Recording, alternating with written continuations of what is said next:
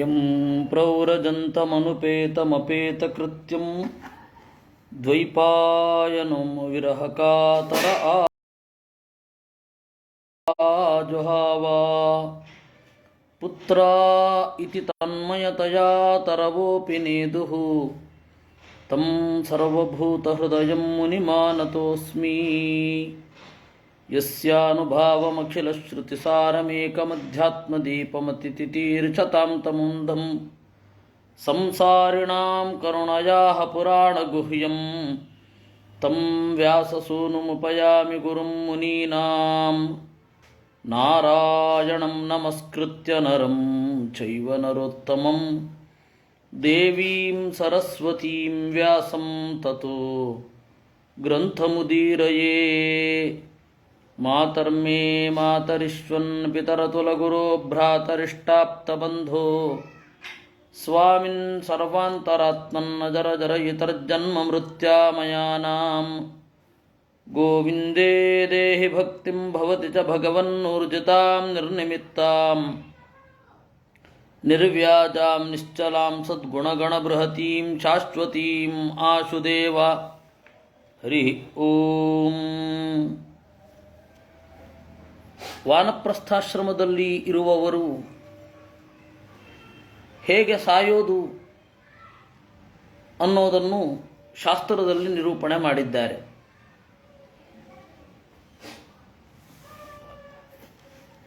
ವಸ್ತುತಃ ಗೃಹಸ್ಥರಿಗೂ ಸಮಾನವೇ ಅದು. ಅಂದರೆ ಯಾರು ವಾನಪ್ರಸ್ಥಕ್ಕೆ ಹೋಗೋದಿಲ್ಲ ಅವರಿಗೂ ಕೂಡ ಸಮಾನ. ಅದು ಯಾವುದು ಅಂದರೆ ಲಯ ಚಿಂತನೆ.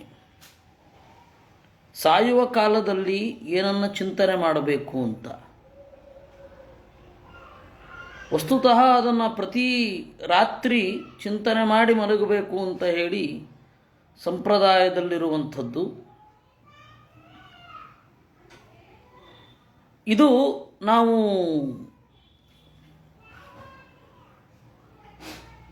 ಜೀವನದಲ್ಲಿ ಸಾಧ್ಯವಾದಷ್ಟು ಅಳವಡಿಸ್ಕೊಳ್ಬೇಕು. ಲಯ ಚಿಂತನೆ. ಈ ಲಯ ಚಿಂತನೆ ಮತ್ತು ಉತ್ಕ್ರಾಂತಿ ಎರಡೂ ಒಂದೇ ಅಲ್ಲ. ಉತ್ಕ್ರಾಂತಿ ಅಂತ ಹೇಳಿದ್ರೆ ಹಠಯೋಗದ ಇನ್ನೊಂದು ರೂಪ. ಆತ್ಮವನ್ನು ಕ್ರಮವಾಗಿ ಬೇರೆ ಬೇರೆ ಚಕ್ರಗಳಲ್ಲಿ ನಡೆಸಿಕೊಂಡು ಹೋಗಿ ಸಹಸ್ರಾರದಿಂದ ಪ್ರಾಣೋತ್ಕ್ರಮಣ ಮಾಡೋದು ಏನಿದೆ ಅದನ್ನು ಉತ್ಕ್ರಾಂತಿ ಅಂತ ಕರೀತಾರೆ.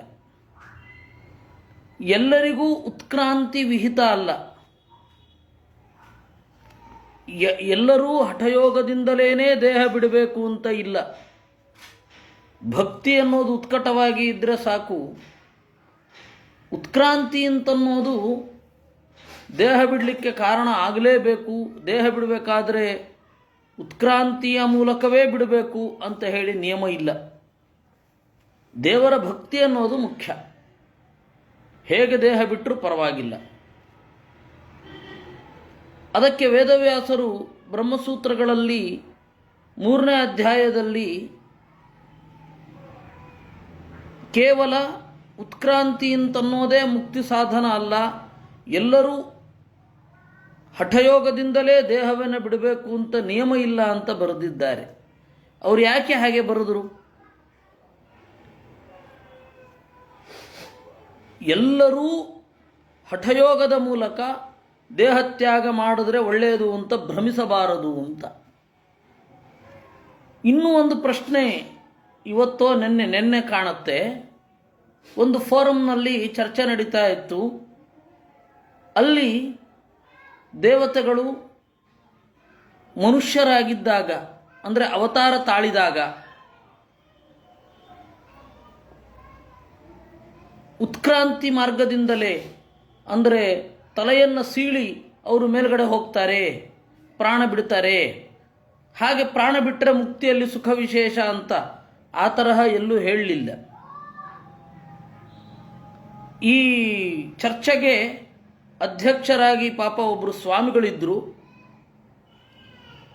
ಅವರಿಗೂ ಕೂಡ ಇದರ ನಿರ್ಣಯ ಇಲ್ಲ. ಯಾಕೆಂತಂದರೆ ಅವರನ್ನು ಎಲ್ಲರೂ ಹೈಪ್ ಮಾಡಿದ್ದಾರೆ. ವಿದ್ವದಗ್ರೇಸರರು, ಅವರ ಭೂತಲದ ಬೃಹಸ್ಪತಿಗಳು, ಬ್ರಹ್ಮಣಸ್ಪತಿಗಳು ಅಂತ ಪಾಪ ಆ ಮಟ್ಟದಲ್ಲಿಲ್ಲ ಅವರು, ಆದರೆ ಅವರಿಗೆ ಪ್ರಮೇಯದ ಜ್ಞಾನದ ಶೈಥಿಲ್ಯ ನನಗೆ ಆಶ್ಚರ್ಯ ಆಗಿದ್ದು, ಅಖಿಲ ಜನೋಪಾಸ್ಯರು ಈ ತರಹ ಮಾಡಬಹುದೇ ಅಂತ. ಅವರಿಗೆ ಉತ್ಕ್ರಾಂತಿ ಮತ್ತು ಲಯಚಿಂತನೆ ಎರಡು ಬೇರೆ ಬೇರೆ ಅನ್ನುವ ಐಡಿಯಾನೇ ಮೂಲಭೂತವಾಗಿ ಇರಲಿಲ್ಲ. ಹೀಗಾಗಿ ಏನೇನೋ ಮಾತನಾಡಿದ್ರು, ಆ ಟಿಪ್ಪಣಿಯಲ್ಲಿದೆ ಈ ಟಿಪ್ಪಣಿಯಲ್ಲಿದೆ ಅಂತ. ಪಾಪ ವಿದ್ವಾಂಸರು ಅವರು ದಾರಿ ತಪ್ಪಿಸಿದ್ರು. ವಸ್ತುತಃ ಆ ಟಿಪ್ಪಣಿಯಲ್ಲಿ ಎಂಥದೂ ಇಲ್ಲ. ಇರೋದಿಷ್ಟೇ, ಲಯಚಿಂತನೆ ಅಂತನ್ನೋದು ಜೀವನದಲ್ಲಿ ರಾತ್ರಿ ಸಹಜವಾಗಿ ಮಾಡುವಂಥದ್ದು. ಆ ಲಯಚಿಂತನೆಯ ಮುಖ್ಯ ಉದ್ದೇಶ ದೇವತಾ ತಾರತಮ್ಯದ ನಿರಂತರವಾದ ನೆನಪು. ತನ್ಮೂಲಕ ಪ್ರಜ್ಞೆ ಅಂತನ್ನೋದು ಚಿರಸ್ಥಾಯಿ ಆಗಲಿಕ್ಕೆ ಆ ತರಹದ ಲಯಚಿಂತನೆ ಅನ್ನೋದು ಅಗತ್ಯ. ಎಲ್ಲರೂ ಆ ಲಯಚಿಂತನೆಯನ್ನು ಮಾಡಬೇಕು. ಸ್ಪೆಷಲಿ ವಾನಪ್ರಸ್ಥರಿಗೆ ಅವಕಾಶ ಜಾಸ್ತಿ ಇರುತ್ತೆ ಗೃಹಸ್ಥರಿಗಿಂತ. ಏಕೆಂದರೆ ಗೃಹಸ್ಥರು ನಗರದಲ್ಲಿ ಇರ್ತಾರೆ, ನಗರದಲ್ಲಿ ವೈದ್ಯರು ಮದ್ದು ಇವುಗಳ ಹಾವಳಿ ಜಾಸ್ತಿ. ವಾನಪ್ರಸ್ಥದಲ್ಲಿ ಆ ಒಂದು ಉತ್ಕಟ ಸಮಸ್ಯೆಗಳು ಇರೋದಿಲ್ಲ. ಹೀಗಾಗಿ ವಾನಪ್ರಸ್ಥಾಶ್ರಮದಲ್ಲಿ ಅಂತ ಹೇಳಿದ್ದಾರೆ, ವಸ್ತುತಃ ಎಲ್ಲರಿಗೂ ಸಮಾನ ಇದು. ಆ ವಸ್ತುತಃ ರೋಗದಿಂದ ಸತ್ರು ಕೂಡ ಮಕ್ಕಳು ಕ್ರಿಯೆಯನ್ನು ಮಾಡುವಾಗ ಅಪ್ಪನ ಪ್ರತಿನಿಧಿಯಾಗಿ ಅಥವಾ ಸತ್ತು ಹೋದವರ ಪ್ರತಿನಿಧಿಯಾಗಿ ಕರ್ತೃಗಳು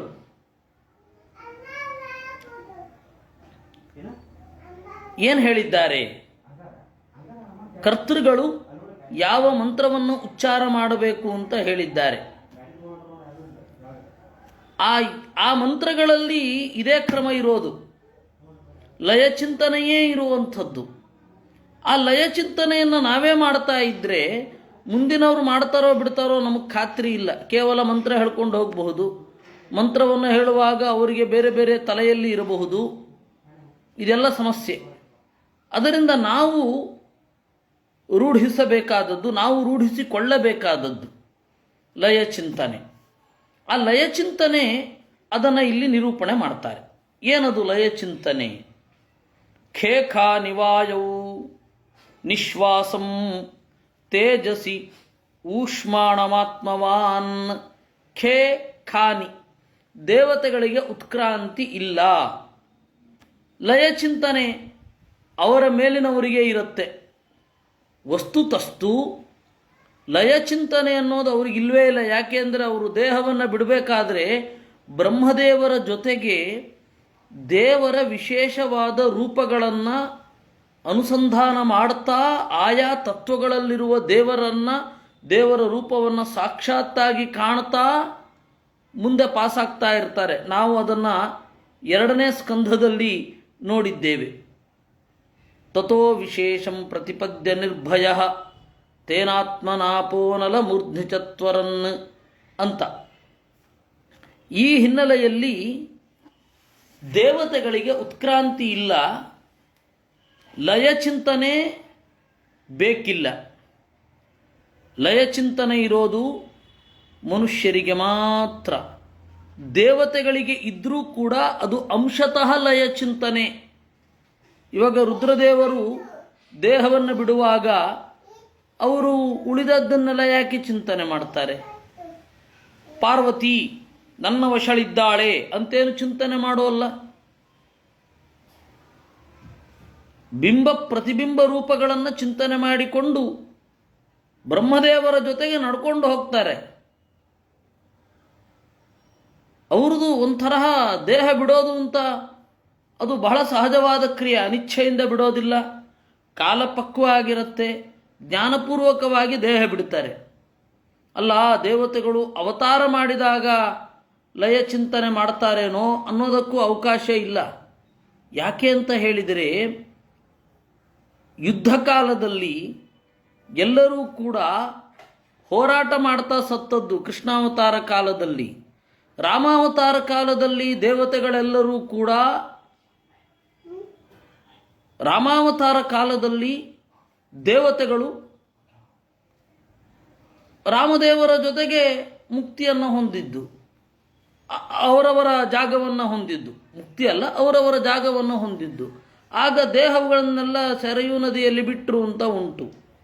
ಅದರಿಂದಾಗಿ ಲಯಚಿಂತನೆ ಆಗಲಿ ಉತ್ಕ್ರಾಂತಿ ಆಗಲಿ ದೇವತೆಗಳಿಗೆ ಮಸ್ಟ್ ಅಂಡ್ ಶುಡ್ ಅಲ್ಲ. ಲಯಚಿಂತನೆ ಅನ್ನೋದು ಅದು ಟ್ರೈನಿಂಗ್. ಅದು ದೇವರು ಅಂತಿಮ ಗುರಿ ಅಂತನ್ನೋದಕ್ಕೆ ಲಯಚಿಂತನೆ ಅನ್ನೋದು ಟ್ರೈನಿಂಗ್ ಅಷ್ಟೇ.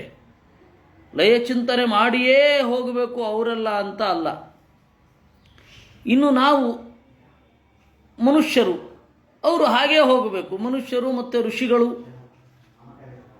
ಋಷಿಗಳ ಪುತ್ರರು ಅವರೆಲ್ಲರೂ ಕೂಡ ಲಯಚಿಂತನೆಯನ್ನು ಮಾಡಿಯೇ ಅವರು ತಮ್ಮ ದೇಹವನ್ನು ತ್ಯಾಗ ಮಾಡಬೇಕು. ಇದೇ ಇರುವಂಥದ್ದು. ಸುಮ್ಮನೆ ಪಾಪ ಯಾದವಾರ್ಯರ ಪದರತ್ನಾವಳಿ ಟಿಪ್ಪಣಿಗಳನ್ನು ಉಲ್ಲೇಖಿಸ್ತಾರೆ. ಆ ತರಹ ಅಲ್ಲಿ ಇರೋಲ್ಲ. ಗಾಳಿಯಲ್ಲಿ ಗುಂಡು ಹೊಡೆಯೋದು ಇತ್ತೀಚೆಗೆ ಜಾಸ್ತಿ ಆಗಿದೆ, ಗಮನಿಸ್ತಾ ಇದ್ದೇನೆ. ಆ ತರಹ ಇಲ್ಲ ಅಲ್ಲಿ. ಇರಲಿ. ಯದಾ ಅಕಲ್ಯ, ಯಾವಾಗ ವಾನಪ್ರಸ್ಥಾಶ್ರಮದಲ್ಲಿ ಇರುವವ ಸ್ವಕ್ರಿಯಾಯಾಮ್ ತನ್ನ ದೈನಂದಿನ ಸಂಧ್ಯಾವಂದನೆ ಜಪ ಮೊದಲಾದವುಗಳನ್ನು ಮಾಡಿಕೊಳ್ಳಿಕ್ಕೂ ಆಗೋದಿಲ್ವೋ ಆವಾಗ ಮರಣಕ್ಕೆ ಸನ್ನದ್ಧನಾಗಬೇಕು. ಮರಣಕ್ಕೆ ಸನ್ನದ್ಧನಾಗೋದು ಅಂತಂದರೆ ಹೇಗೆ? ಆತ್ಮನಿ ಅಗ್ನಿಂ ಸಮಾರೋಪ್ಯ ಸನ್ಯಸ್ಯ ಅಹಂ ಮಮಾತ್ಮತಾಂ. ನಾನು ಈ ತನಕ ಯಾವ ಮಾಧ್ಯಮದಲ್ಲಿ ದೇವರನ್ನು ಆರಾಧನೆ ಮಾಡಿದೆನೋ ಅದನ್ನು, ಆ ಅಗ್ನಿಯನ್ನು ನನ್ನ ಒಳಗಡೆಯೇ ತೆಗೆದುಕೊಳ್ಳುತ್ತೇನೆ. ಅಂದರೆ ಆ ಅಗ್ನಿಯ ಸನ್ನಿಧಾನ ನನ್ನಲ್ಲಿದೆ ಅಂತನ್ನೋದರ ಚಿಂತನೆ. ಆತ್ಮನಿ ಅಗ್ನಿಂ ಸಮಾರೋಪ್ಯ ಸನ್ಯಸ್ಯ ಅಹಂ ಮಮಾತ್ಮತಾಂ. ಕಡೆಗಾಲದಲ್ಲಿ ಈ ದೇಹ ನನ್ನದಲ್ಲ ಅಂತ ಚಿಂತನೆ ಮಾಡಿದರೆ ವಿಶೇಷ ಫಲ ಇದೆ. ಅಹಂ ಮಮಾತ್ಮತಾಂ ಕಾರಣೇಶು ನ್ಯಸೇತ್ ಸಮ್ಯಕ್ ಸಂಘಾತಂತು ಯಥಾರ್ಹತಃ. ಕಾರಣೇಶು ನ್ಯಸೇತ್ ಸಂಕ್ಷಿಪ್ತವಾಗಿ ಹೇಳಿದ್ರು. ಕಾರಣ ಅಂತಂದರೆ ಜನಕ, ಸಂಘಾತ ಅಂತಂದರೆ ಕಾರ್ಯ ಅಥವಾ ಜನ್ಯ. ಹುಟ್ಟಿದ ಪದಾರ್ಥಗಳನ್ನು ಅವುಗಳಿಗೆ ಕಾರಣವಾದದ್ದರಲ್ಲಿ ಲಯಗೊಳಿಸಬೇಕು. ಇದು ಯಾವುದಕ್ಕೆ ಹೇಳಿದ್ದು? ಪ್ಯೂರ್ಲಿ ದೇಹಕ್ಕೆ ಹೇಳಿದ್ದು. ಮಂತ್ರಗಳಲ್ಲಿಯೂ ಅದೇ ಬರೋದು. ಸಾಮಾನ್ಯವಾಗಿ ತೈತ್ತಿರೀಯ ಆರಣ್ಯಕದ ಮಂತ್ರಗಳನ್ನೇ ಅಂತ್ಯಕ್ರಿಯೆಯಲ್ಲಿ ಬಳಸೋದು. ಅಂತ್ಯಷ್ಟಿ ಮಂತ್ರಗಳು ಅಂತಲೇ ಅದನ್ನು ಹೇಳ್ತಾರೆ. ಅದನ್ನು ನಾವು ಒಂದು ಬಾರಿ ನಮ್ಮ ಕುಮುದಮ್ಮನವರು ಪಿತೃಪಕ್ಷದಲ್ಲಿ ಕಾಣುತ್ತೆ. ಇದರಲ್ಲಿ ಮಧ್ವವಿಜಯ ಸೌಧದಲ್ಲಿ ಇಡಿಸಿದರು. ಅವು ಗರುಡ ಪುರಾಣ ಏನಿದೆ ಅದು ಅನೇಕ ಪ್ರಕ್ಷೇಪ ಭೂಯಿಷ್ಠವಾಗಿದೆ. ಅದರಲ್ಲಿ ದಾನ ಮೊದಲಾದವುಗಳೆಲ್ಲ ಇದೆ. ಗರುಡ ಪುರಾಣ ಬದುಕಿರೋರು ಕೇಳಬೇಕು, ಸತ್ತವ್ರು ಕೇಳಿ ಪ್ರಯೋಜನ ಇಲ್ಲ. ಅವರು ತಪ್ಪು ಮಾಡಿ ಆಗಿರುತ್ತೆ, ಅವ್ರು ಯಾಕೆ ಶಿಕ್ಷೆಯ ವಿವರಗಳನ್ನು ಕೇಳಬೇಕು? ಅಗತ್ಯ ಇಲ್ಲ. ಬದುಕಿರೋರು ಅದರಿಂದ ತಿದ್ದುಕೊಳ್ಳೋಲ್ಲ. ಬದುಕಿರೋರು ಅಕಸ್ಮಾತ್ ಕೇಳಲಿಕ್ಕೆ ಬಂದರು, ಅವರು ಆ ತಪ್ಪುಗಳನ್ನು ಮಾಡದೇ ಇರೋರೇ ಆಗಿರ್ತಾರೆ. ಈ ಹಿನ್ನೆಲೆಯಲ್ಲಿ ಇದಕ್ಕಿಂತ ಒಳ್ಳೆಯದು ಯಾವುದು ಅಂತ ಹೇಳಿದರೆ ಅಂತ್ಯಷ್ಟಿ ಮಂತ್ರಗಳ ಅರ್ಥ.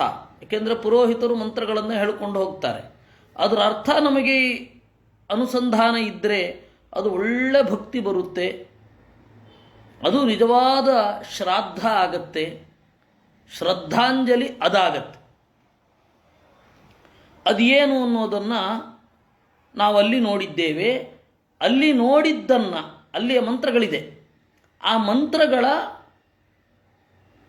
ತಾತ್ಪರ್ಯವನ್ನು ಭಾಗವತ ಹೇಳ್ತಾ ಇದೆ. ಗೊತ್ತಾಯ್ತಾ? ಈಗ ಇತಿಹಾಸ ಪುರಾಣಾಭ್ಯಾಂ ವೇದಂ ಸಮುಪ ಬ್ರಹ್ಮಯೇತಂತ ಯಾಕೆ ಹೇಳ್ತಾರೆ ಅಂತ ಈಗ ಇಲ್ಲಿ ನೋಡೋಣ. ಸಂಘಾತ ಅಂತಂದರೆ ದೇಹ. ಯಥಾರ್ಹತಃ ತನಗೆ ತಿಳಿದಷ್ಟು ಮಟ್ಟಿಗೆ ಸಂಘಾತಂ ಈ ದೇಹವನ್ನು ಕಾರಣೇಶು ಕಾರಣಗಳಲ್ಲಿ ನ್ಯಸೇತ್ ಲಯಚಿಂತನೆಯನ್ನು ಮಾಡಬೇಕು. ಇದು ಇರೋವಂಥದ್ದು. ಇದು ಹೇಗೆ ಅಂತನ್ನೋದನ್ನು ನಾವು ನೋಡೋಣ. ಈಗ ಖೇ ಖಾನಿ ಎಲ್ಲ ಇಂದ್ರಿಯಗಳಲ್ಲಿ, ಇಂದ್ರಿಯಾಭಿಮಾನಿ ದೇವತೆಗಳಲ್ಲಿ ಇಂದ್ರಿಯಗಳನ್ನು ಇಟ್ಟು, ಅಂದರೆ ಇವರಿಂದಾಗಿ ನಾನು ಅನುಸಂಧಾನ ಮಾಡ್ತಾ ಇದ್ದೆ. ಲಯಚಿಂತನೆ ಅಂದರೆ ನಾವು ಲಯಗೊಳಿಸೋದು ಏನು ಅಲ್ವಲ್ಲ.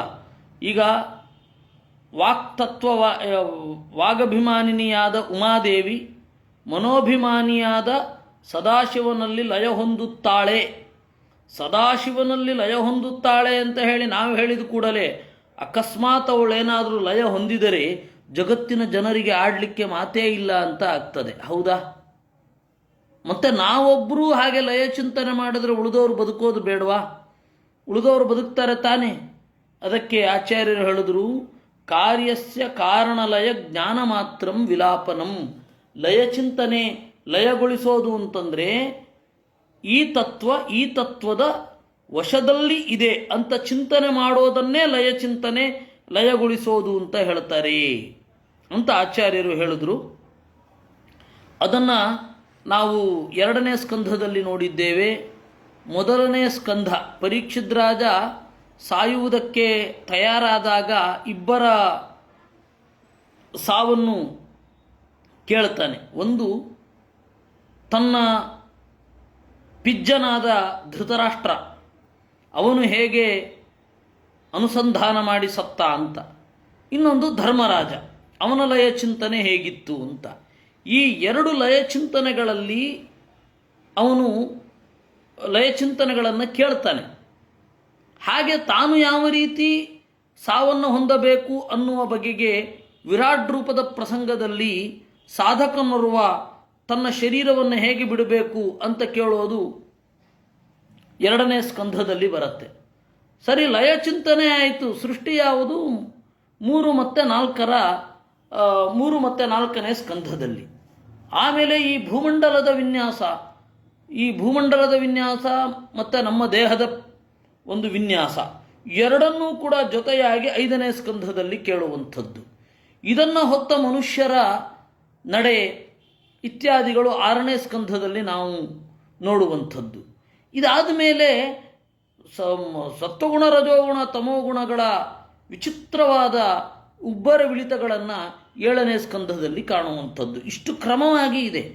ನೀವು ಈ ಸ್ಕಂಧಗಳನ್ನು ಹೇಗಾದರೂ ಮುರಿದು ಕಟ್ಟಬಹುದು. ಸಾಹಿತ್ಯದ ಭಾಷೆಯಲ್ಲಿ ಹೇಳೋದಾದರೆ ಈ ಕ್ರಮವನ್ನು ಯಾವ ರೀತಿ ಬೇಕಾದರೂ ಮುರಿದು ಕಟ್ಟಬಹುದು ಅಂತ ಹೇಳ್ತಾರೆ. ಅದರಿಂದ ಈ ವಾನಪ್ರಸ್ಥನಾದವ ಯಾವ ರೀತಿ ಲಯಚಿಂತನೆ ಮಾಡಬೇಕು, ವಾನಪ್ರಸ್ಥ ಬ್ರಹ್ಮಚರ್ಯದಲ್ಲಿ ಇರುವವ ಅಂದರೆ ಮದುವೆ ಆಗದವ, ಅವಿವಾಹಿತ, ಇನ್ನು ಗೃಹಸ್ಥ ಯಾವ ರೀತಿ ಲಯಚಿಂತನೆ ಮಾಡಬೇಕು. ಖೇ ಖಾನಿ ಎಲ್ಲ ಆಕಾಶಾಭಿಮಾನಿ ದೇವತೆಗಳಲ್ಲಿ ತನ್ನ ಇಂದ್ರಿಯವನ್ನು ವಿನ್ಯಸ್ಯ ಇಟ್ಟು, ಅಂದರೆ ಈ ಇಂದ್ರಿಯಗಳು ಇಷ್ಟು ದಿವಸ ಇವರ ಅಧೀನವಾಗಿ ಇದ್ದುವು, ಇವರಿಂದಾಗಿ ನಾನು ಮನುಷ್ಯ ಯೋನಿಯ ಎಲ್ಲ ತರಹದ ಒಂದು ಭೋಗವನ್ನು ಅನುಭವಿಸಿದೆ. ಮನುಷ್ಯನೊಬ್ಬ ಯಾವ ಭೋಗವನ್ನು ಅನುಭವಿಸುವ ಸಾಧ್ಯತೆ ಇದೆಯೋ ಎಲ್ಲವನ್ನ ಅನುಭವಿಸಿದೆ, ಕೃತಜ್ಞತೆಗಳು ಅಂತ ಅಲ್ಲಿಡೋದು. ವಸ್ತುತಃ ಮಕ್ಕಳು ತಂದೆ ಸತ್ತಾಗ ಮಕ್ಕಳು ಹೋಗಿ ಇದನ್ನು ಚಿಂತನೆ ಮಾಡೋದು ಹಾಗೆ, ನಿನ್ನ ದೇಹವನ್ನು ನಾನು ಸುಡ್ತಾ ಇಲ್ಲ, ನಿನ್ನನ್ನು ಸುಡ್ತಾ ಇಲ್ಲ, ನಿನ್ನ ದೇಹವನ್ನು ಮಾತ್ರ ಸುಡ್ತಾ ಇದ್ದೇನೆ, ನೋವುಣ್ಣಬೇಡ ಅಂತ ಹೇಳಿ ಆ ಆತ್ಮದ ಸಂತೈಸುವಿಕೆ ಇದೆ. ಅಭಿಮಾನದಿಂದ ಅಲ್ಲೇ ಇದ್ದರೆ ಆ ಜೀವ ಇದು ನನ್ನ ದೇಹ, ಇಲ್ಲಿಯೇ ಇರಬೇಕು ಅಂತ ಅಲ್ಲಿಯೇ ಓಡಾಡ್ತಾ ಇದ್ದರೆ ಸಂತೈಸುವಿಕೆ ಇರುತ್ತೆ. ಆಮೇಲೆ ಅಸ್ಥಿ ವಿಸರ್ಜನೆ ಮಾಡುವಾಗ ಈ ದೇಹ ಈ ದೇಹದ ಮೇಲೆ ಅಭಿಮಾನ ಇದ್ದರೆ ಆ ಜೀವನಿಗೆ ತಣ್ಣಗಾಗಲಿ ಆ ಬೆಂದ ಬೆಂಕಿ ಇರ್ತದೆ, ಆ ಬೆಂಕಿ ಬೂದಿ ಮೂಳೆಗಳೆಲ್ಲ ಸುಟ್ಟು ಹೋಗಿರ್ತದೆ, ಅದರ ಯಾತನೆ ಬಹಳ ಆಗಿರುತ್ತೆ ಅಂತ ಹೇಳಿ ನದಿಯಲ್ಲಿ ಅದನ್ನು ಇಡುವಂಥದ್ದು. ಹೀಗಾಗಿ ಅದೆಲ್ಲ ಒಂದು ಸತ್ತು ಹೋದ ಜೀವ, ಅಂದರೆ ಈ ದೇಹವನ್ನು ಬಿಟ್ಟ ಜೀವ, ಅವನಿಗೆ ಸಂತೈಸುವಿಕೆ ಹೇಗೆ ಅಂತ ಅದೇ ಮಗನ ಕರ್ತವ್ಯ ಕೂಡ. ಅಕಸ್ಮಾತ್ ಅವನು ಜ್ಞಾನಿ, ಅವನಿಗೆ ಇದು ಯಾವುದರ ಅವಶ್ಯಕತೆಯೂ ಇಲ್ಲ, ತಿಳ್ಕೊಂಡಿದ್ದಾನೆ, ಅಷ್ಟೇ ಅಲ್ಲ ಪ್ರಾಕ್ಟಿಕಲ್ ಆಗಿ ಅದನ್ನು ನೋಡ್ತಾನೆ. ಅವನು ದೇಹತ್ಯಾಗ ಮಾಡಿದ್ರೆ ಅವನಿಗೆ ಮಾಡಬಾರ್ದಾ, ಮಾಡಬೇಕಾ? ನಿಮ್ಮ ಕರ್ತವ್ಯ ಮಾಡಿ. ಅಕಸ್ಮಾತ್ ಅವನು ಜ್ಞಾನಿಯಾಗಿದ್ದರೆ ಸಂತೋಷ, ನಿಮ್ಮ ಕರ್ತವ್ಯ ಮಾಡಿದ ಹಾಗಾಗ್ತದೆ. ಜ್ಞಾನಿ ಆಗದೆ ಹೋದರೆ ಸಂತೈಸಲ್ಪಡ್ತಾನೆ. ಜ್ಞಾನಿಯಾಗುವ ಯೋಗ್ಯತೆಯೇ ಇಲ್ಲದೆ ಹೋದರೂ ನಿಮ್ಮ ಕರ್ತವ್ಯ ನೀವು ಮಾಡಬೇಕಾಗತ್ತೆ.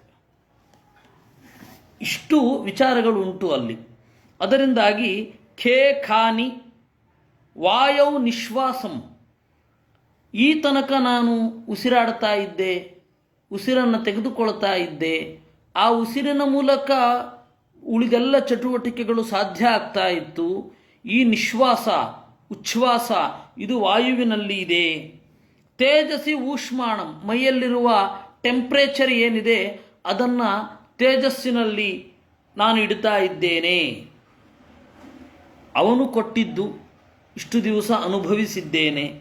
ಇದೆಲ್ಲ ಮಾಡುವಾಗ ಆತ್ಮವಾನಂದರು, ಮನಸ್ಸು ಗಟ್ಟಿ ಇರಬೇಕು.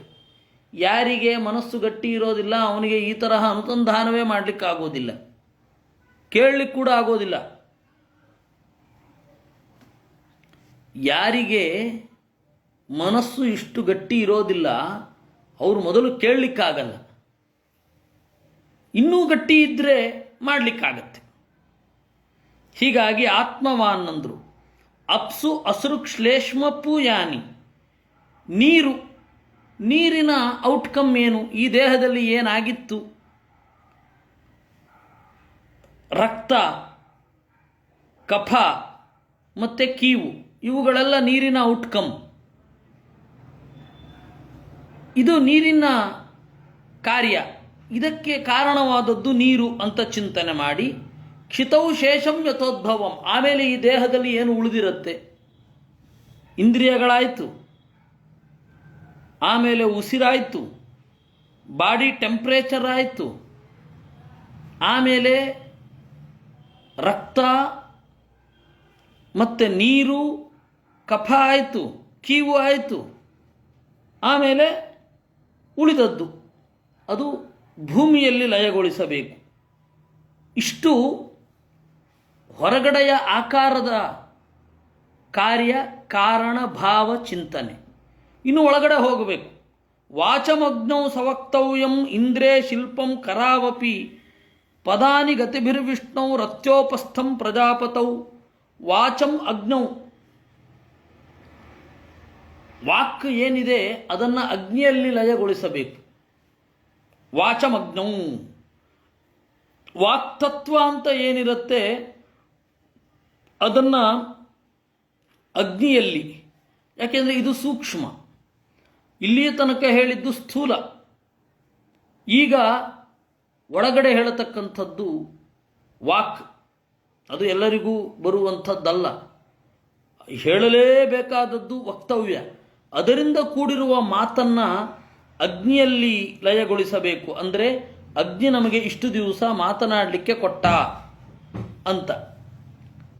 ಇಲ್ಲಿ ಈ ಮಾಧ್ವರಲ್ಲಿ ಒಂದು ಸಮಸ್ಯೆ ಏನು ಅಂದರೆ ವಿಪರೀತ ಪ್ರಮೇಯ ಚಿಂತನೆ ಮಾಡಿಬಿಡ್ತಾರೆ ಎಷ್ಟೋ ಬಾರಿ. ಕೆಲವೊಮ್ಮೆ ಅತಿ ಅಂತ ಅನ್ನಿಸುತ್ತೆ, ಬೇಕಾಗಿರೋದಿಲ್ಲ. ಉದಾಹರಣೆಗೆ ಒಂದು ಮಾತು ಹೇಳ್ತಾನೆ, ಅಂಗವಿಕಲರಿಗೆ ಯಾವ ರೀತಿ ಸಾಧನೆ, ನಿಮಗೆ ಯಾಕೆ ಬೇಕದು?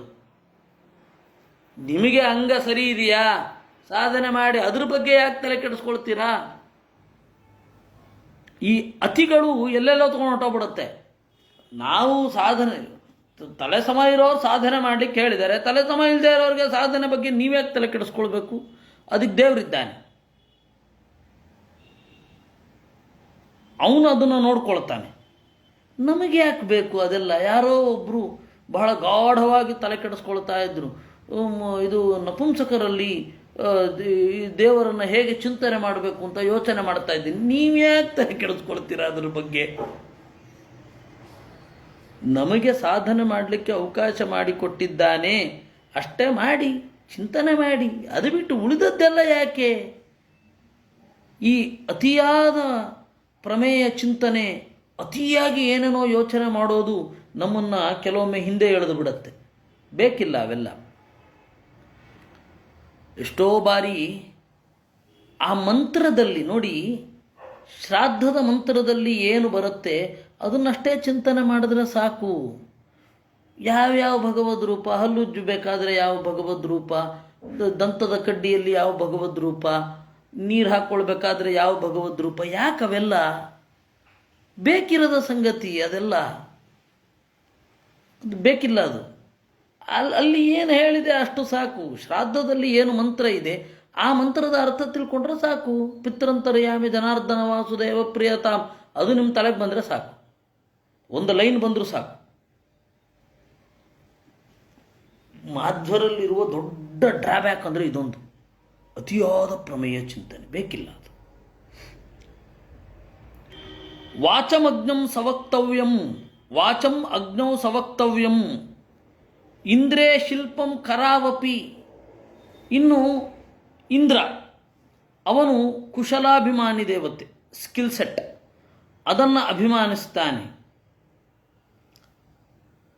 ಆ ಕೌಶಲ್ಯವನ್ನು ನಾವು ಮನುಷ್ಯರಾದಾಗ ಏನು ಕೈಗಳನ್ನು ಬಳಸ್ತೇವೆ ಆ ಎಲ್ಲ ಕೌಶಲ್ಯವನ್ನು ಇಂದ್ರನಲ್ಲಿ ಅರ್ಪಿಸಬೇಕು. ಪದಾನಿ ಗತಿಭಿರ್ವಿಷ್ಣು, ಇನ್ನು ನಮ್ಮ ನಡೆ, ಈ ಜೀವನದಲ್ಲಿ ಎಲ್ಲೆಲ್ಲ ನಡೆದಿದ್ದೇವೆ, ಕಾಲಿನ ಉಪಯೋಗವನ್ನು ಮಾಡಿದ್ದೇವೆ, ಅದನ್ನೆಲ್ಲವನ್ನು ಜಯಂತನಲ್ಲಿ ಅರ್ಪಿಸಬೇಕು. ರತ್ಯಾ ಉಪಸ್ಥಂ ಪ್ರಜಾಪತೌ, ರತಿ ಮತ್ತು ಉಪಸ್ಥ. ಸ್ಪರ್ಶ ಸುಖದ ಉತ್ಕಟತೆ ಅಂತಂದರೆ ಹೆಣ್ಣು ಗಂಡಿನೊಡನೆ ಕೂಡುವುದು, ಗಂಡು ಹೆಣ್ಣಿನೊಡನೆ ಕೂಡುವುದು, ಇದು ಸ್ಪರ್ಶ ಸುಖದ ತುತ್ತ ತುದಿ. ಇದನ್ನು ನಮಗೆ ದಯಪಾಲಿಸಿದ್ದು ದಕ್ಷ ಪ್ರಜಾಪತಿ. ಇದರ ಜೊತೆಗೆ ನಮ್ಮ ದೇಹದಲ್ಲಿ ಅನಗತ್ಯವಾದದ್ದನ್ನು ಹೊರಗಡೆ ಹಾಕುವಂತಹ ಕ್ರಿಯೆ, ಇದನ್ನು ನಮಗೆ ದಯಪಾಲಿಸಿದ್ದು ಉಪಸ್ಥ. ಇದಕ್ಕೆ ಪ್ರಜಾಪತಿ ಏನಿದ್ದಾನೆ ಅವನು ಕಾರಣ ಅಂತ ಹೇಳಿ ಅವನ ಸಹಾಯವನ್ನು ಕೃತಜ್ಞತೆಯಿಂದ ನೆನೆದು, ಮೃತ್ಯೌ ಪಾಯುಂ ವಿಸರ್ಗಂಚ, ಯಮನಲ್ಲಿ ಪಾಯು ಇಂದ್ರಿಯವನ್ನು ಸಮರ್ಪಣೆ ಮಾಡಿ, ನೀನು ಈ ತನಕ ನಮಗೆ ಬಹಳ ಸುಖವನ್ನು ಇತ್ತಿದ್ದೀಯ, ಕಾರಣ ಏನು ಅಂದರೆ ಆ ಪದಾರ್ಥ ಎಲ್ಲೂ ಹೋಗದೆ ದೇಹದ ಒಳಗಡೆಯೇ ಇದ್ದರೆ ಏನು ಹಿಂಸೆ ಆಗುತ್ತೆ, ಏನೆಲ್ಲ ಆಗಿಬಿಡತ್ತೆ. ಅದರಿಂದಾಗಿ ಒಂದು ಅದ್ಭುತವಾದ ಅವಕಾಶವನ್ನು ಮಾಡಿಕೊಟ್ಟ ಯಮನಿಗೆ ಪಾಯುವನ್ನು ವಿಸರ್ಗವನ್ನು ಅರ್ಪಿಸಿ ಯಥಾಸ್ಥಾನಂ ವಿನಿರ್ದಶೇತ್. ದಿಕ್ಷುಶ್ರೋತ್ರಂ ಸನಾದೇನ ಸ್ಪರ್ಶೇನ ಅಧ್ಯಾತ್ಮನಿ ತ್ವಚಂ.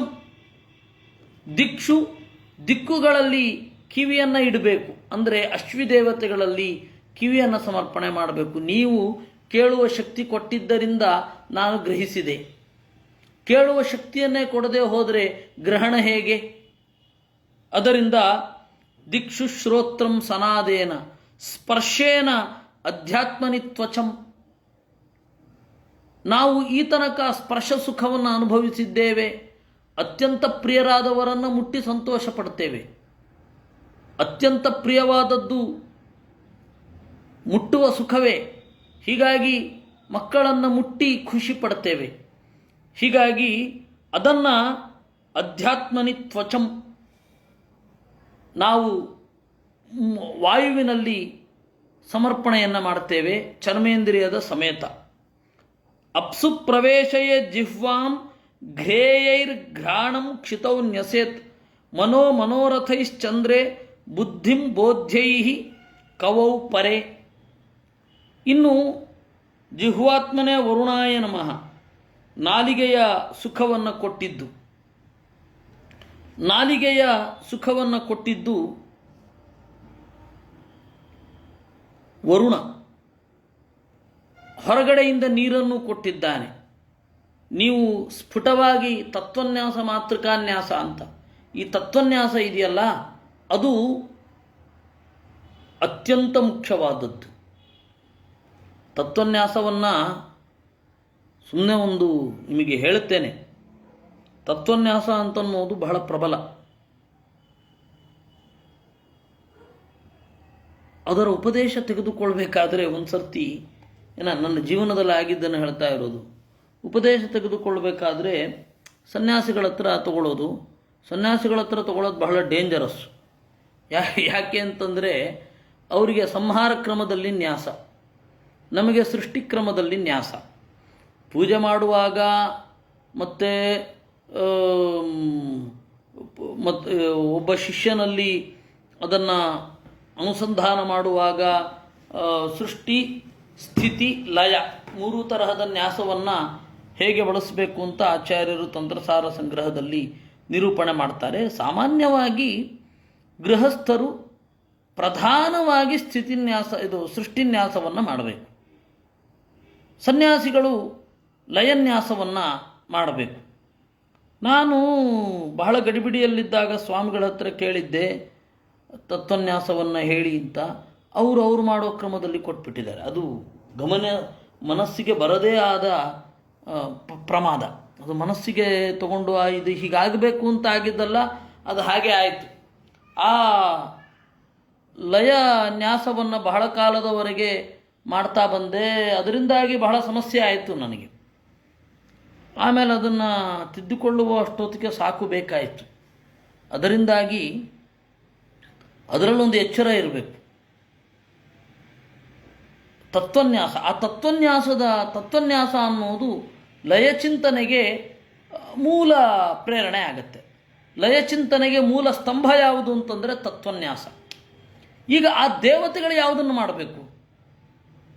ಇವಾಗ ನಾವು ಉಪಸ್ಥಾತ್ಮನೆ ಮನವೇ ನಮಃ ಅಂತ ಹೇಳಿ ಮಾಡ್ತೇವೆ. ಪರಾಯ ಮಹದಾತ್ಮನೆ ಬ್ರಹ್ಮವಾಯುಭ್ಯಾಂ ನಮಃ, ಪರಾಯ ಅಹಂಕಾರಾತ್ಮನೆ ಗರುಡಚೇತ ರುದ್ರೇಭ್ಯೋ ನಮಃ ಅಂತ ಮಾಡ್ತೇವೆ. ಆ ದೇವತೆಗಳು ದೇವರ ಆ ಇಂದ್ರಿಯವನ್ನು ನೇರವಾಗಿ ಉಪಾಸನೆ ಮಾಡ್ತಾ ಇರ್ತಾರೆ. ಅವರಿಗೆ ಲಯಚಿಂತನೆ ಹೇಗೆ? ಅವರು ಅದನ್ನು ಉಪಾಸನೆ ಮಾಡಿದ್ರೆ ಸಾಕು ಅಂತ ಹೇಳಿ ಭಾಗವತ ತಾತ್ಪರ್ಯದಲ್ಲಿದೆ. ಅವರು ಉಪಾಸನೆ ಮಾಡಬೇಕಾದದ್ದು ಇನ್ನಷ್ಟು ಇದೆ. ಅದನ್ನು ಉಪನಿಷತ್ತಿನಲ್ಲಿ ನಿರೂಪಣೆ ಮಾಡ್ತಾರೆ, ಬ್ರಹ್ಮಸೂತ್ರಗಳಲ್ಲಿ ಚರ್ಚೆ ಮಾಡಿದ್ದಾರೆ. ದೇವತೆಗಳು ಏನೇನನ್ನು ಉಪಾಸನೆ ಮಾಡ್ತಾರೆ, ಹೇಗೆ ಉಪಾಸನೆ ಮಾಡ್ತಾರೆ ಅಂತ. ಹೀಗಾಗಿ ನಾವು ಚಿಂತನೆ ಮಾಡುವ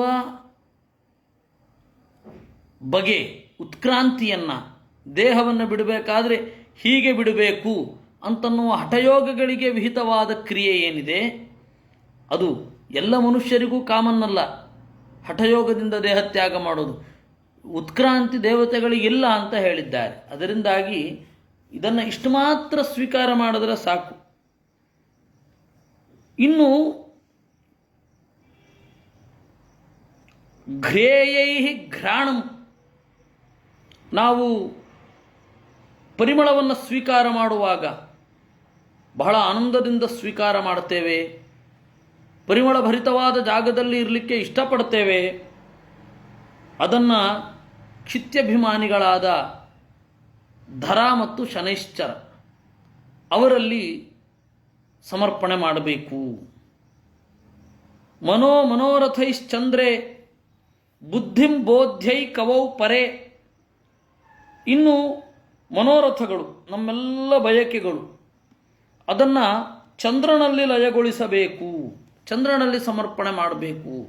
ಯಾಕೆಂದರೆ ಅದು ಮುಂದಿನ ಜನ್ಮಕ್ಕೆ ನಮ್ಮನ್ನು ಕಾಡಬಾರದು. ಇವತ್ತು ಈ ಜನ್ಮದಲ್ಲಿ ಯಾವುದೋ ಒಂದು ಈಡೇರಲಾರದ ಬಯಕೆಯನ್ನು ಇಟ್ಕೊಂಡು ಬಿಟ್ಟಿರ್ತೇವೆ, ಅದು ಮುಂದಿನ ಜನ್ಮಕ್ಕೂ ಕಾಡಬಾರದು. ನಮಗೆ ಗೊತ್ತಿಲ್ಲ, ಎಷ್ಟೋ ಬಾರಿ ನಾವು ಯಾವುದನ್ನು ಹೊಂದಿದರೆ ಸುಖವಾಗಿರೋದಿಲ್ವೋ ಅದನ್ನು ಬೇಡಿಕೊಂಡಿರ್ತೇವೆ ದೇವರ ಹತ್ತಿರ. ದೇವರದನ್ನು ನಮಗೆ ಕೊಟ್ಟುಬಿಟ್ರೆ ಕಷ್ಟ ಆಗ್ತಿರ್ತಿತ್ತು. ಆದರೆ ಅದನ್ನು ಪಡಿಬೇಕಿತ್ತು ಅಂತ ಒಂದು ಆಸೆ ಉಳಿದು ಹೋಗುತ್ತೆ. ಅದು ಮುಂದಿನ ಜನ್ಮಕ್ಕೆ ಪರಿಣಾಮ ಉಂಟು ಮಾಡಬಾರದು ಅಂತಂದರೆ ಎರಡು ಕ್ರಮ ಉಂಟು. ಪ್ರತಿ ದಿವಸ ಇಲ್ಲಿ ಚಂದ್ರನನ್ನು ಚಿಂತನೆ ಮಾಡಿ ನಮ್ಮ ಮನೋರಥಗಳನ್ನು ಅವನಿಗೆ ಅರ್ಪಿಸೋದು, ಇದು ಒಂದು. ಅದರಲ್ಲಿಯೇ ಇನ್ನೊಂದು ಕ್ರಮವೂ ಉಂಟು. ಇಲ್ಲಿ ನರಸಿಂಹನನ್ನು ಚಿಂತನೆ ಮಾಡಿ ನಮ್ಮ ಕೆಟ್ಟ ಕಾಮನೆಗಳನ್ನೆಲ್ಲ ಅಲ್ಲಿ ಹಾಕೋದು, ಅದು ಧ್ಯಾನಕ್ಕೂ ಒಳ್ಳೆಯದು. ಮುಂದೆ ಅದು ತೊಂದರೆ ಕೊಡೋದಿಲ್ಲ ಮುಂದಿನ ಜನ್ಮದಲ್ಲಿ. ಇದು ಒಂದು. ಯಾಕೆಂದರೆ ನಮಗೇನೇನೋ ಬಯಕೆಗಳಿರುತ್ತೆ, ಅದು ನಮಗೆ ಯೋಗ್ಯವಾ ಅಲ್ವಾ ನಮಗೇ ಗೊತ್ತಿರಲ್ಲ. ಅಕಸ್ಮಾತ್ ಅದು ಯೋಗ್ಯ ಅಲ್ಲದೆ ಹೋದರೆ ಅದರಿಂದ ಬಚಾವಾಗುವ ಬಗೆ ಹೇಗೆ? ಅದು ಹೀಗೆ. ಈ ಪರಿಸರಕ್ಕೆ ನಾವು ಒಂದನ್ನು ಇಷ್ಟಪಟ್ಟಿರ್ತೇವೆ, ಅದು ಎಲ್ಲ ಪರಿಸರಕ್ಕೂ ಅದು ನಮಗೆ ಜೊತೆಯಾಗಿರಬೇಕು ಅಂತಲ್ಲ. ಹೀಗಾಗಿ ಕಡೆಗಾಲದಲ್ಲಿ ನಮ್ಮ ಮನೋರಥಗಳನ್ನು ಚಂದ್ರನಲ್ಲಿ ಅರ್ಪಿಸಬೇಕು, ಆಮೇಲೆ ಮನಸ್ಸನ್ನು ಅರ್ಪಿಸಬೇಕು. ಈ ಮನಸ್ಸಿನಿಂದ ಅಲ್ವೇ ಜ್ಞಾನದ ಪ್ರಥಮ ಆಸ್ವಾದ ಅನ್ನೋದು ಅನುಭವಿಸಿದ್ದು. ಈ ಮನಸ್ಸೇ ಅಲ್ವೇ ಮನಸ್ಸಿಗೆ ವಿರುದ್ಧವಾದ ಸಂಗತಿಗಳನ್ನು ಆಸ್ವಾದನೆ ಮಾಡೋದು. ಈ ಮನಸ್ಸೇ ಅಲ್ವೇ ಮನಸ್ಸಿನಿಂದ ಆಚೆಗಿರುವ ಆತ್ಮದ ಸುಖವನ್ನು ಅನುಭವಿಸಲಿಕ್ಕೆ ಆರಂಭದ ಪ್ರೇರಣೆ ಕೊಟ್ಟಿದ್ದು. ಇಷ್ಟೆಲ್ಲ ಉಪಕಾರ ಮಾಡಿರುವ ಚಂದ್ರನಿಗೆ ಈ ಮನಸ್ಸನ್ನು, ಮನೋಭಾವನೆಗಳನ್ನು, ಮನೋರಥ ಅಂದರೆ ಮನಸ್ಸಿನ ಕಾಮನೆಗಳನ್ನು ಅರ್ಪಿಸಬೇಕು ಕಡೆಗಾಲದಲ್ಲಿ. ಇನ್ನು ಬುದ್ಧಿಂ ಬೋಧ್ಯೈ ಕವೌ ಪರೆ,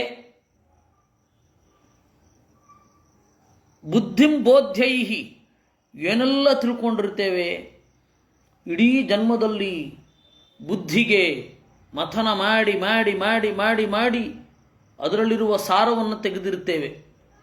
ತೆಗೆದಿದ್ದೇ ಆದರೆ, ಯೋಚನೆ ಮಾಡಿದ್ದೇ ಆದರೆ. ಏಕೆಂದರೆ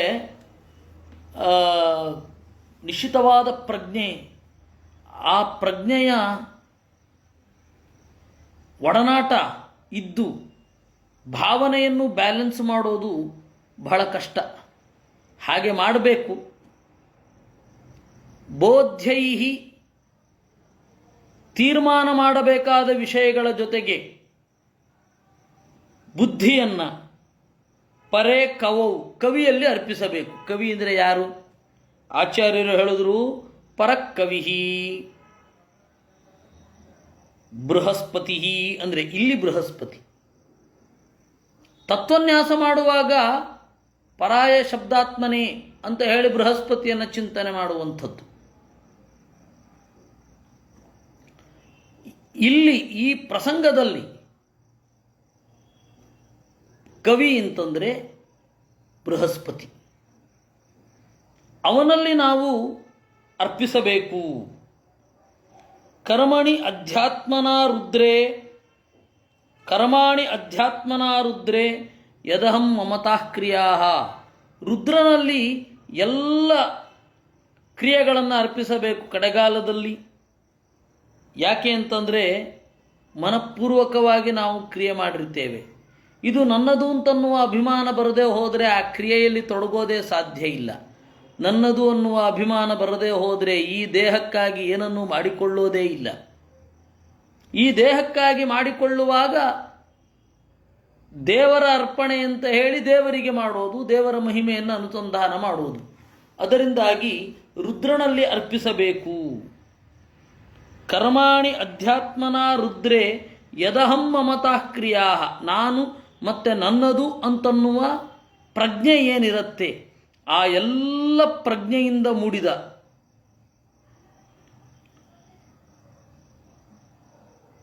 ಫಲಗಳನ್ನು ಸದಾಶಿವನಲ್ಲಿ ಅರ್ಪಿಸಬೇಕು. ಸತ್ವೇನ ಚಿತ್ತಂ ಕ್ಷೇತ್ರಜ್ಞೆ ಗುಣೈರ್ ವೈಕಾರಿಕಂ ಪರೇ.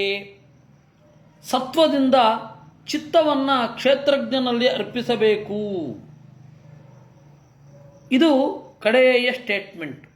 ಇಲ್ಲಿ ಮಧ್ವಾಚಾರ್ಯರು ಭಾಷ್ಯ ಬರೀತಾರೆ, ಚಿತ್ತಂ ಹಿರಣ್ಯಗರ್ಭೇತು ವಿಲಾಪ್ಯ ಪರಮಾತ್ಮನಿ. ಚಿತ್ತ ಅಂತಂದರೆ ಸದಾಶಿವನಿಂದ ಅಭಿಮಾನಕ್ಕೆ ಒಳಗಾದ ಚಿರಕಾಲಿಕವಾದ ನೆನಪು. ಆ ಚಿರಕಾಲಿಕವಾದ ನೆನಪು, ಅದಕ್ಕೆ ಅಭಿಮಾನಿಯಾದವ ಸದಾಶಿವ ಅವನನ್ನು ಎಲ್ಲಿ ಲಯಗೊಳಿಸಬೇಕು? ಬ್ರಹ್ಮದೇವರಲ್ಲಿ. ನಮ್ಮ ಚಿತ್ತವನ್ನು ಬ್ರಹ್ಮದೇವರಲ್ಲಿ ಚಿಂತನೆ ಮಾಡಬೇಕು. ಆಮೇಲೆ ಈ ಎಲ್ಲ ತತ್ವವನ್ನು ಕ್ಷೇತ್ರಜ್ಞ ಅಂತರ್ಯಾಮಿಯಾದ ಪರಮಾತ್ಮನಲ್ಲಿ ಲಯಗೊಳಿಸಬೇಕು. ಆಮೇಲೆ ತಥೋ ನಾಣ್ಯತ್ ಸ್ಮರೇದ್ ಬುಧ, ಆಮೇಲೆ ಏನನ್ನು ಚಿಂತನೆ ಮಾಡಬಾರದು. ಇದನ್ನು ಪ್ರಾಕ್ಟಿಕಲ್ಲಾಗಿ ತೋರಿಸಿದವರು ಅಂತ ಹೇಳಿ ಈ ಒಂದು ಇದ್ದರೆ ನಾವು 2-3 ಜನದ ಹೆಸರು ಕೇಳ್ತೇವೆ. ಒಂದು ರಘುವರಿಯ ತೀರ್ಥರು ತಮ್ಮ ಪರಮಗುರುಗಳಾದ ರಘುತ್ತಮರ ಬಗ್ಗೆ ಹೇಳೋದು. ರಘುತ್ತಮರು ಅಂತಂದ ಕೂಡಲೇ ಜನರಿಗೆ ಕನ್ಫ್ಯೂಸ್ ಆಗತ್ತೆ. ಒಂದು ತಿರುಕ್ಕೋವಿಲೂರಿನ ರಘುತ್ತಮರು ಒಬ್ಬರು ಇದ್ದಾರೆ. ಅವರ ಗುರುಗಳ ಹೆಸರು ರಘುವರಿಯ ತೀರ್ಥರು ಅಂತ. ಅವರ ರಘುವರಿಯ ತೀರ್ಥರ ಶಿಷ್ಯರು ರಘುತ್ತಮರು. ಈಗ ತಿರುಕ್ಕೋವಿಲೂರಿನಲ್ಲಿ ಅವರ ವೃಂದಾವನ ಇದೆ. ಸಾಮಾನ್ಯ ರಘುತ್ತಮರು ಅಂತಂದು ಕೂಡಲೇ ಅವ್ರದೇ ಸ್ಮರಣೆ ಬರೋದು. ಆದರೆ ಪಲಿಮಾರು ಮಠದಲ್ಲಿ ರಾಘವೇಂದ್ರ ಸ್ವಾಮಿಗಳ ಸಮಕಾಲೀನರಾದ ರಘುವರಿಯ ತೀರ್ಥರು ಅಂತನ್ನೋರೊಬ್ಬರು ಇದ್ದರು. ಅವರ ಗುರುಗಳು ರಾಮಭದ್ರ ತೀರ್ಥರು. ರಾಮಭದ್ರ ತೀರ್ಥರ ಗುರುಗಳು ರಘುವರಿಯ ತೀರ್ಥರು. ಆ ರಘುವರಿಯ ತೀರ್ಥರ ವೃಂದಾವನ ಪಲಿಮಾರಿನಲ್ಲಿದೆ, ಪಲಿಮಾರು ಗ್ರಾಮದಲ್ಲಿ ಇದೆ. ಆ ಪಲಿಮಾರು ಗ್ರಾಮದಲ್ಲಿ ಇರುವ ರಘುತ್ತಮ ತೀರ್ಥರ ಉತ್ಕ್ರಮಣವನ್ನು ರಘುವರಿಯ ತೀರ್ಥರು 8 ಶ್ಲೋಕಗಳಲ್ಲಿ ಸುಂದರವಾಗಿ ಕಟ್ಟಿಕೊಟ್ಟಿದ್ದಾರೆ. ಅದನ್ನು ಮಧ್ವವಿಜಯದ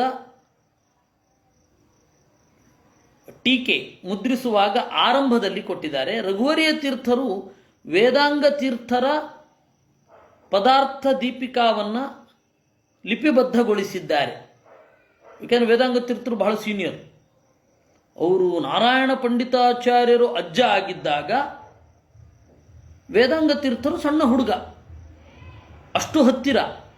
ಅಂತಹ ವೇದಾಂಗ ತೀರ್ಥರು ಬರೆದ ಮಧ್ವವಿಜಯ ಟೀಕೆಯನ್ನು ರಘುವರಿಯ ತೀರ್ಥರು ಲಿಪಿಬದ್ಧಗೊಳಿಸಿದ್ದಾರೆ. ಅದರ ಕೊನೆಯಲ್ಲಿ ಈ 8 ಶ್ಲೋಕಗಳನ್ನು ಕೊಟ್ಟಿದ್ದಾರೆ. ಅದನ್ನು ನಾವು ಹಲವಾರು ಬಾರಿ ಅನುಸಂಧಾನ ಮಾಡಿದ್ದೇವೆ. ನಿಶ್ಚಿತ್ಯೋತ್ಕ್ರಮಣಂ ರಘುತ್ತಮ ಮುನಿ ಶಿಷ್ಯ ಪ್ರಶಿಷ್ಯೌ ಯತಿ ಅಂತ ಹೇಳಿ ಶುರು ಆಗುತ್ತೆ. ನಾನು ಇವತ್ತು ಮಧ್ಯಾಹ್ನ ಸಾಯ್ತೇನೆ ಅಂತ ಹೇಳಿ ಚಿಂತನೆ ಮಾಡಿ ಅವರಿಬ್ಬರಿಗೂ ಹೇಳಿದ್ರಂತೆ, ಎಲ್ಲ ಊಟ ಮುಗಿಸಿ ಬನ್ನಿ, ನಾನು ಊಟ ಮಾಡೋಲ್ಲ ಇವತ್ತು ಅಂತ. ಊಟ ಮಾಡಿ ಬಂದಮೇಲೆ ಹೇಳಿದ್ರಂತೆ, ನಾನಿವತ್ತು ಹೋಗಲಿಕ್ಕುಂಟು ಅಂತ. ಆವಾಗ ಅವರು ಎಲ್ಲ ತತ್ವಾಭಿಮಾನಿ ದೇವತೆಗಳನ್ನು ನೆನಪಿಸಿಕೊಂಡ್ರು ಅಂತ ಉಂಟು. ಹೀಗಾಗಿ ಅವ್ರದ್ದೊಂದು ನಮಗೆ ಜ್ವಲಂತ ನಿದರ್ಶನ ಸಿಗತ್ತೆ. ಇನ್ನು ಆಮೇಲೆ ನಮ್ಮದು ಸಿಗೋದು ರಘುಪ್ರೇಮ ತೀರ್ಥರದ್ದು. ಅವರ ಜೀವನ ಚರಿತ್ರೆಯಲ್ಲಿ ಅವರು ಯಾವ ರೀತಿ ಲಯಚಿಂತನೆಯನ್ನು ಮಾಡ್ತಾ ಇದ್ದರು ಅಂತನ್ನೋದ್ರ ಬಗ್ಗೆ ಅವರ ಮಗ ಸ್ವಾಮಿರಾಯಾಚಾರ್ಯರು ಬರೀತಾರೆ. ಇದಾದ ಮೇಲೆ ನಮಗೆ ಇನ್ನು ಕೆಲವರದು ಸಿಗತ್ತೆ, ಆದರೆ ನಾನು ಇಬ್ಬರಿಗೆ ಸೀಮಿತಗೊಳಿಸ್ತೇನೆ. ಇಬ್ಬರನ್ನು ನಾವು ಕೇಳಿದ್ದೇವೆ ಅಂತ. ಇನ್ನು ಶ್ರೀಹರಿಯವರ ಪ್ರಶ್ನೆ, ನಮ್ಮ ದಿನನಿತ್ಯದ ಲಯಚಿಂತನೆಗೆ ಭಾಗವತದ ಈ ಶ್ಲೋಕಗಳನ್ನೇ ಇಟ್ಟುಕೊಳ್ಳಬಹುದೇ? ಇಟ್ಕೊಳ್ಳಿ. ಸಮಯ ರಾತ್ರಿ ಹಾಗೆಯೂ ಚಿಂತನೆ ಮಾಡಬಹುದು. ಸಾಮಾನ್ಯ ಮಲಗುವಾಗ ನೆನಪಾದರೆ ಚಿಂತನೆ ಮಾಡುವುದು. ಇಲ್ಲ ಅಂತ ಹೇಳಿದರೆ ಬೆಳಗ್ಗೆಯೇ ಚಿಂತನೆ ಮಾಡಿ ಮುಂದುವರಿಬಹುದು. ಯಾಕೆಂದರೆ ನಮಗೆ ಆ ಟೈಮಿಗೆ ರಾತ್ರಿ ಅದು ನೆನಪಿರುತ್ತೋ ಇಲ್ಲವೋ, ವಿಪರೀತ ಉದ್ವೇಗಗಳಿಂದ ಕೂಡಿರ್ತೇವೆ. ಏನೇನೋ ಮಾರನೇ ದಿವಸದ್ದು ಏನು ಅಂತ ಹೇಳೆಲ್ಲ ತಲೆಬಿಸಿಗಳಿರುತ್ತೆ. ಅದರಿಂದಾಗಿ ಬೆಳಗ್ಗೆಯೇ ಚಿಂತನೆ ಮಾಡೋದು ಒಳ್ಳೆಯದು. ಇಲ್ಲಿ ಏನಿದೆ, ಸಮಯ ಬಿಡಿ. ಲಯ ಚಿಂತನೆ ಮಾಡುವಾಗ ಅದು ಇದನ್ನು ಯಾವಾಗ ಬೇಕಾದರೂ ಮಾಡಬಹುದು. ಸತ್ಯ ಹೇಳಬೇಕು ಅಂದರೆ ಯಾವಾಗ ಬೇಕಾದರೂ ಮಾಡಬಹುದು. ರಾತ್ರಿ ಮಾಡಬೇಕು ಅಂತ ಸಂಪ್ರದಾಯಜ್ಞರು ಹೇಳ್ತಾರೆ. ನೋಡೋಣ. ಈಗಂತೂ ವೈಯಕ್ತಿಕವಾಗಿ ನನ್ನ ಕೈನಲ್ಲಿ ಸಾಧ್ಯ ಆಗ್ತಾ ಇಲ್ಲ. ನೋಡೋದು, ದೇವರು ಅನುಕೂಲ ಮಾಡಿಕೊಡಲಿ. ಆದರೆ ಚಿಂತನೆ ಮಾಡುವಾಗ, ಪಾರಾಯಣ ಮಾಡುವಾಗ ಮಾಡಿಕೊಂಡು ಹೋಗಬಹುದು. ಯಾವ ಚಿಂತೆಯು ಯಾವ ಸಂದರ್ಭವೂ ಇಲ್ಲ. ಲಯ ಚಿಂತನೆ ಮಾಡಿದ ಕೂಡಲೇ ಲಯ ಆಗೋದಿಲ್ಲ. ಸೃಷ್ಟಿ ಚಿಂತನೆ ಮಾಡಿದ ಕೂಡಲೇ ನಾವು ಮತ್ತೆ ಹುಟ್ಟಲ್ಲ. ಆದರೆ ಇದನ್ನು ಯಾವ ಉದ್ದೇಶದಿಂದ ಮಾಡೋದು ಅಂತಂದರೆ, ಸಾವು ನಮ್ಮನ್ನು ಪ್ರಜ್ಞಾಹೀನರನ್ನಾಗಿ ಮಾಡಬಾರದು. ಇದೇ ತರಹದ ವಾತಾವರಣದಲ್ಲಿ ಹೋಗಿ ಬೀಳುವಂತಹ ಯೋಗ್ಯತೆಯನ್ನು ಕೊಡಬೇಕು. ಇದು ಒಂದು. ಎರಡನೇದು, ಸೃಷ್ಟಿಕ್ರಮವನ್ನು ಚಿಂತನೆ ಮಾಡೋದು. ನಾವು ಪ್ರತಿಯೊಂದು ಸೃಷ್ಟಿಯಲ್ಲಿಯೂ ಕೂಡ ಅಂದರೆ ಮತ್ತೆ ಹುಟ್ಟುವಾಗ ತಪ್ಪು ಜಾಗದಲ್ಲಿ ಹುಟ್ಟದಿರಲಿ ಅಂತ ಹೇಳಿ ಸೃಷ್ಟಿ ಚಿಂತನೆಯನ್ನು ಮಾಡುವಂಥದ್ದು. ಮತ್ತು ಅದಕ್ಕೆ ಅದರದ್ದೇ ಆದ ಅನೇಕ ಮಹತ್ವಗಳು ಇರ್ತದೆ. ನಾವು ಅಲ್ಲಿ ನೋಡೋಣ. ಹೀಗಾಗಿ ಅಪ್ಸುಕ್ಷಿತಿ ಮಪೋಜ್ಯೋತಿ ಶದೋ ವಾಯೋ ನಭಸ್ಯಮು ಕೂಟಸ್ಥೆ ತಚ್ಚ ಮಹತಿ ತದವ್ಯಕ್ತೇಕ್ಷರೇತು ತತ್. ಇನ್ನೂ ಸಂಕ್ಷಿಪ್ತವಾಗಿ ಹೇಳೋದಾದರೆ, ಇನ್ನೂ ಸಂಕ್ಷಿಪ್ತವಾಗಿ ಹೇಳೋದಾದರೆ, ನೀರಿನಲ್ಲಿ ಭೂಮಿಯನ್ನು, ನೀರನ್ನು ಅಗ್ನಿಯಲ್ಲಿ, ಅಗ್ನಿಯನ್ನು ವಾಯುವಿನಲ್ಲಿ, ವಾಯುವನ್ನು ಆಕಾಶದಲ್ಲಿ ಲಯಗೊಳಿಸೋದು. ಅಂದರೆ ಆಯಾ ಅಭಿಮಾನಿ ದೇವತೆಗಳಲ್ಲಿ ಅದನ್ನು ಲಯಗೊಳಿಸ್ತಾ ಹೋಗೋದು. ಕೂಟಸ್ಥೆ ತಚ್ಚ ಮಹತಿ, ಇದೆಲ್ಲವನ್ನು ಬ್ರಹ್ಮದೇವರಲ್ಲಿ, ಬ್ರಹ್ಮದೇವರು ಲಕ್ಷ್ಮಿಯ ಅಧೀನರಾಗಿದ್ದಾರೆ ಅಂತ ಚಿಂತನೆ ಮಾಡೋದು. ಇತ್ಯಕ್ಷರತೆಯ ಆತ್ಮಾನಂ ಚಿನ್ಮಾತ್ರಮವಶೇಷಿತಂ ಜ್ಞಾತ್ವಾದ್ವಯೋಥ ವಿರಮೇತು ದಗ್ಧಯೋ ನಿರಿವಾನಲಃ. ಆಮೇಲೆ ಈ ಲಕ್ಷ್ಮೀದೇವಿಯು ಪರಮಾತ್ಮನ ವಶವಾಗಿದ್ದಾಳೆ ಅಂತ ಚಿಂತಿಸಿ ಆಮೇಲೆ ವಿರಮಿಸಬೇಕು ಅಂತ ಹೇಳ್ತಾರೆ. ಹೀಗೆ ಭಾಗವತದ ಸಪ್ತಮ ಸ್ಕಂಧದಲ್ಲಿ 13ನೆಯ ಅಧ್ಯಾಯ ಅದು ಮುಗಿದಿದೆ. ನಾಳೆಯಿಂದ 14ನೆಯ ಅಧ್ಯಾಯ ಶುರು ಆಗತ್ತೆ. ಇವತ್ತು ವಿರಾಟ ಪರ್ವವೂ ಇದೆ, ಹರಿವಂಶವೂ ಇದೆ. ಕೃಷ್ಣಾರ್ಪಣಮಸ್ತು.